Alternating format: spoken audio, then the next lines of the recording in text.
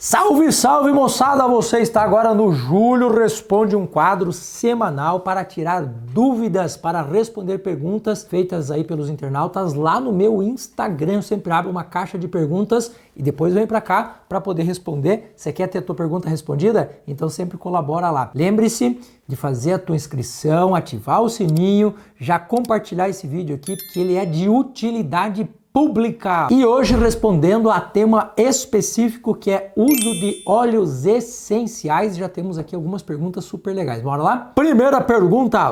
Bom dia, doutor. O que você receita para diabetes? A gente tem que sempre pensar a diabetes como uma doença metabólica e uma doença nutricional. Então, quando a gente pensa no uso de chás, fitoterápicos, óleos essenciais, quaisquer outras possibilidades, a gente tem que sempre pensar que eles são coadjuvantes de um processo em que você já está olhando para a sua alimentação, você já diminuiu a quantidade de açúcar, já está fazendo atividade física, tudo isso é extremamente importante para o controle do diabetes. Agora, se você já está fazendo isso e já está aí com a sua caixa de óleos essenciais, que é do nosso kit aqui de óleos, você vai pegar o livro, ó, meu livro aqui, você vai procurar diretamente lá no livro, ó, e você vai encontrar lá diabetes, ó. Nós temos dois óleos essenciais que são extremamente importantes na questão do diabetes, que é o óleo de alecrim e o óleo de grapefruit. O óleo de grapefruit é aquele óleo que é feito da toranja.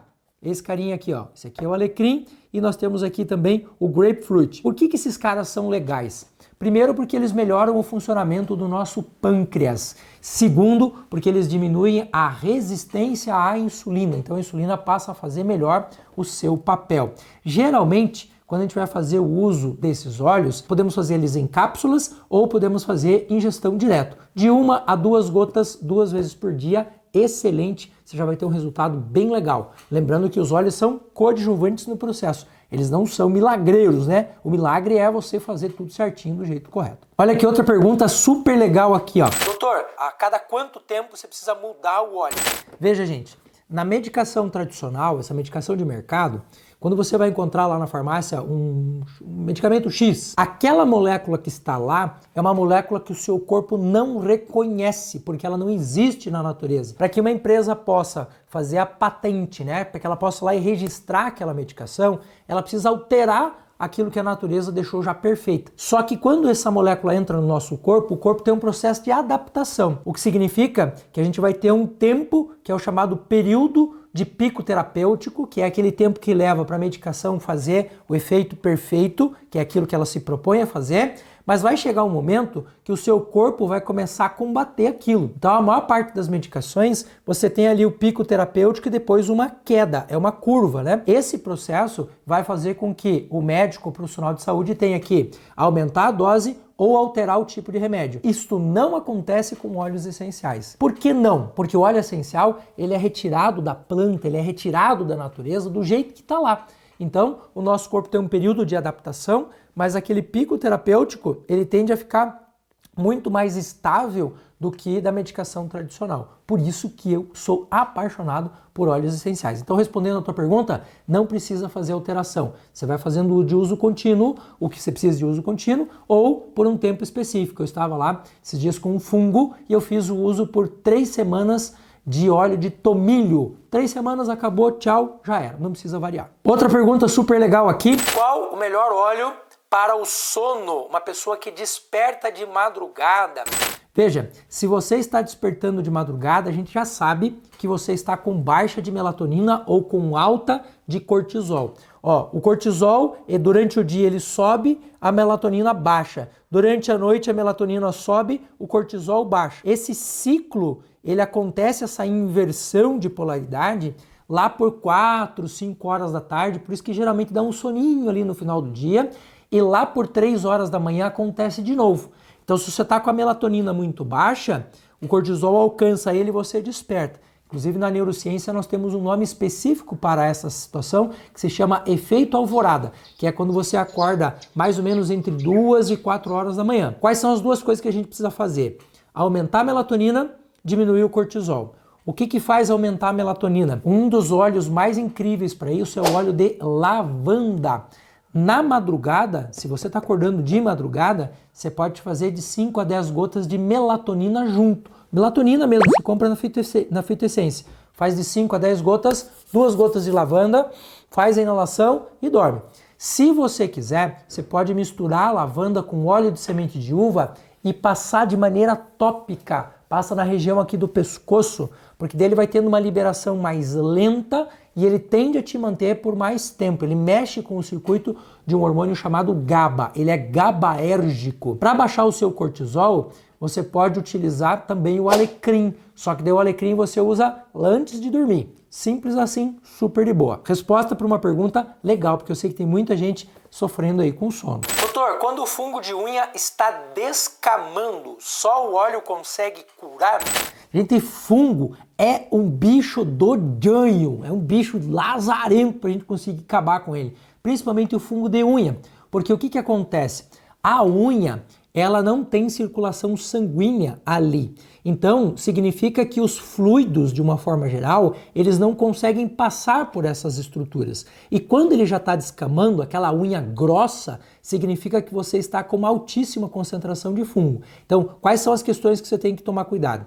Você precisa ir numa pessoa especializada, um podólogo, uma pessoa que trabalhe com unha, para fazer o desgaste dessa unha no máximo que você puder. Porque se você não fizer o desgaste, o óleo não consegue chegar aonde ele precisa. Segunda coisa, geralmente as pessoas acham que o problema do fungo de unha é por causa da própria unha. Isso não é verdade. Se fosse isso, a pessoa que tem fungo na unha A também teria na B, na C, na D, e o cara que trabalha com isso, a pessoa lá, o podólogo, a manicure, a pedicure que trabalha com isso, também estaria contaminada com fungos. Então, não é o fungo que contamina as outras unhas, é o que está no seu intestino que faz isso. Então, para tratar fungo de unha, você também tem que tratar o seu intestino. Eu acrescentaria ainda uma terceira questão, que é assim, ó. Usa um multivitamínico específico, pele, cabelo e unha. A gente tem aqui na Fitoessência o Fito Beauty. Eu vou deixar na descrição aqui do vídeo. O Fito Beauty, ele faz fortalecimento de pele, cabelo e unha. Então são 3 coisas que você precisa fazer. Você precisa tratar a unha propriamente dita. Lá você vai montar um blend, aqui no livro tem um blend certinho. Vai tomilho, melaleuca, eucalipto. Você precisa desgastar lá essa unha, né? Então tratar ela diretamente. Você precisa tratar o seu intestino e você precisa fortalecer o seu sistema imune e o seu sistema corporal para que essa unha venha forte, venha bonita e você possa eliminar esse bicho aí. E não é do dia para noite não, hein? Doutor, óleo essencial de limão ou outro cítrico pode ser aquecido? Não. Eu, Júlio César, sou contra, não indico, aliás, contraindico o uso de qualquer tipo de difusor por aquecimento. Doutor, mas existem óleos essenciais que são extraídos no calor? É verdade. Se você colocar o óleo de lavanda para aquecer, não vai ter alteração nenhuma. Mas qual a garantia de que as pessoas sabem fazer essa escolha? Então eu prefiro não usar difusor nenhum por aquecimento, principalmente se você estiver tratando cítricos. Nenhum cítrico pode ser aquecido, nem o limão, nem a laranja, nem a tangerina, nem o nosso grapefruit que tem aqui no conjunto, nenhum pode ser aquecido. Ele pode ser aquecido até 36 graus dentro do corpo, então quando a gente faz o consumo, beleza, mas aquecer e passar dessa temperatura não pode. Então isso é bem importante, tá? Doutor, qual óleo indicado para rinite? Gente, rinite sempre está ligado a um processo alérgico. Então a gente precisa sempre pensar que para resolver questões de rinite, a gente precisa resolver sistema alérgico. A gente precisa saber o que está causando esse disparo, qual é o gatilho que está disparando a rinite. Porque o que o óleo essencial ele vai fazer? Você vai ter 3 óleos que são específicos para o sistema respiratório. Você tem o óleo de hortelã-pimenta, você tem o óleo de eucalipto, você tem o óleo de tomilho. Esses caras, eles são especiais para o sistema respiratório. Para a rinite, você vai ter o óleo de hortelã-pimenta, porque a rinite, ela faz uma vasoconstrição e a pessoa fica entupida, a pessoa não consegue respirar direito, o narizão fica horrível, correndo e tal. Então, o óleo de hortelã-pimenta, como ele é um vasodilatador, ele vai melhorar essa parte, essa função respiratória, mas ele não vai resolver a rinite, porque a rinite tem outro fundo, ela tem uma outra causa. Aqui a gente está tratando o sintoma. Então, esse cara é importante. O óleo de eucalipto e o óleo de tomilho, eles são mais para o sistema respiratório profundo. Então, quando você quer pegar pulmão e tal, então eles não são tão indicados para essa questão da rinite. Então, óleo de hortelã-pimenta é o mais indicado. O que é interessante? Lavar o seu nariz com soro fisiológico e aí usar o óleo de alecrim, que o óleo de alecrim ele é importante para ajudar a gente a modular o sistema imune. O óleo de cravo também faz isso. Você vai fazer a ingestão, uma gota de cada. Você pode fazer um gargarejo ali e como ele vai ficar em suspensão, porque você fez o gargarejo, vai ficar um pouco desse óleo na boca, você pode fazer o processo de respiração assim, ó.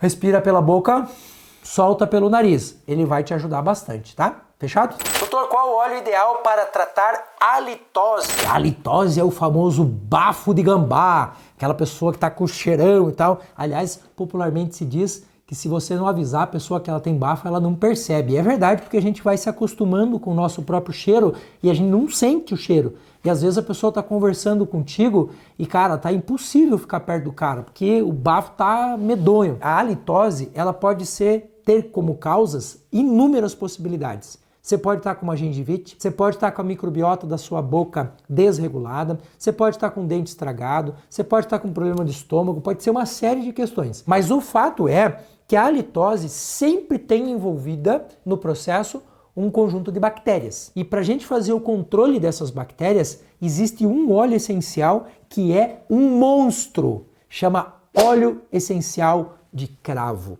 Além de ele te dar um cheiro bom, porque ele te dá um hálito gostoso, o óleo de cravo ele faz um controle microbiano da boca, do esôfago e do estômago. Tanto que a gente usa o óleo de cravo para o tratamento de problemas gastrointestinais, como H. pylori, por exemplo. Existe um outro óleo que é super legal para essa questão da litose, do cheiro, do bafo, que é o óleo de copaíba. Óleo de copaíba também faz esta função. E assim, dá para você usar concomitante os dois. Você pode usar o óleo de copaíba de manhã e o de cravo à tarde. Doutor Júlio, quanto tempo demora para resolver o problema da litose? Depende do grau de infecção que você tem. Geralmente, de 2 a 3 semanas, isso contando que você também está regulando a sua alimentação, porque assim, bactéria e fungo adora doce. Aí a pessoa tem o bafo da onça e ela acha que vai resolver com o cravo e ela continua comendo o doce dela se entupindo de açúcar. Sinto muito. Você está dando de comer pro bicho e matando. Você bate e assopra, bate e assopra. Então o tratamento ele tem que ser sistêmico. Você precisa melhorar a quantidade de água. Sabe uma coisa que mexe muito com a questão do bafo, por incrível que pareça, é a pessoa ter problema respiratório no seu nariz. Eu falei, mas o que o nariz tem a ver com a boca? É bem simples. As bactérias que estão na nossa boca precisam de umidade. A pessoa que tem o seu nariz trancado, respira pela boca. Se ela respira pela boca, ela resseca a boca. E se ela resseca, ela aumenta a bactéria ruim, fungo ruim, e mata as bactérias boas. Então, uma boa hidratação, assim como um tratamento sistêmico do sistema respiratório, também pode ser um aliado bem importante para a gente resolver aí essa questão do hálito mais forte. Todos esses óleos que você me ouviu falar aqui e as formulações que eu passei para você, você vai encontrar na descrição aqui deste vídeo. Entra lá na descrição, lá eu vou deixar também o guia de sobrevivência, que é esta caixa com os óleos essenciais. Aqui na caixa vem o meu livro com todas as formulações, vem 10 óleos essenciais, mais o óleo de semente de uva para você montar uma verdadeira farmácia viva aí na sua casa. Descrição do vídeo. E aproveita que você veio até esse momento, já faz a tua inscrição, ativa o sininho, compartilha os nossos vídeos e muito obrigado pela sua pergunta. Continue fazendo lá a sua pergunta, que uma hora ou outra a gente vai acabar respondendo ela aqui para vocês. Beijo no coração. Fui, tchau.